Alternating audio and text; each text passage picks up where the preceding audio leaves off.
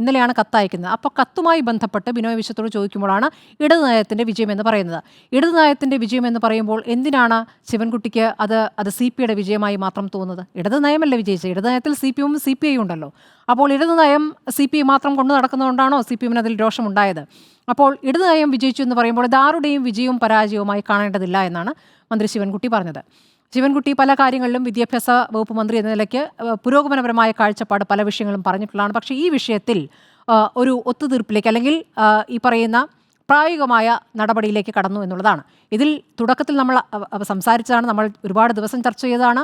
ഇത് മന്ത്രിസഭയിൽ ചർച്ച ചെയ്യാതെ ഒപ്പിട്ടു എന്നിടത്താണ് സി പി ഐ പതിവിന് വിരുദ്ധമായി ഇതുവരെ ഇല്ലാത്ത രീതിയിൽ ഒരു പ്രതിഷേധം പുറത്തേക്ക് കാണിച്ചത്. ആ പ്രതിഷേധം വിജയം കണ്ടു. അതിനുശേഷം മുഖ്യമന്ത്രി വാർത്താ സമ്മേളനം നടത്തി.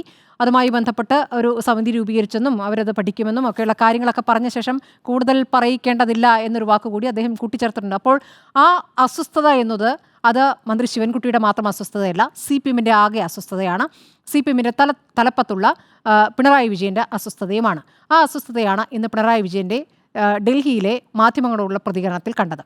പോളിറ്റ് ബ്യൂറോ യോഗത്തിൽ PM ശ്രീ ചർച്ച ചെയ്തോ എന്ന് ചോദിക്കുമ്പോൾ നിങ്ങൾ എത്ര കാലമായി മാധ്യമപ്രവർത്തനം നടത്തുന്നു എന്ന ചോദ്യം ചോദിക്കേണ്ടതില്ല. അതിൽ മാധ്യമപ്രവർത്തനം നടത്താൻ തുടങ്ങണ്ട. ഒരു മാധ്യമ വിദ്യാർത്ഥിക്കും പത്രം വായിക്കുന്ന ഒരാൾക്കും അല്ലെങ്കിൽ ഏതൊരു പാർട്ടി പ്രവർത്തകനും CPM-നെ അറിയുന്ന ആൾക്കും അല്ലെങ്കിൽ ഇടതുപക്ഷത്തെ അറിയുന്ന ആൾക്കും ചോദിക്കാവുന്നൊരു ചോദ്യമാണ്.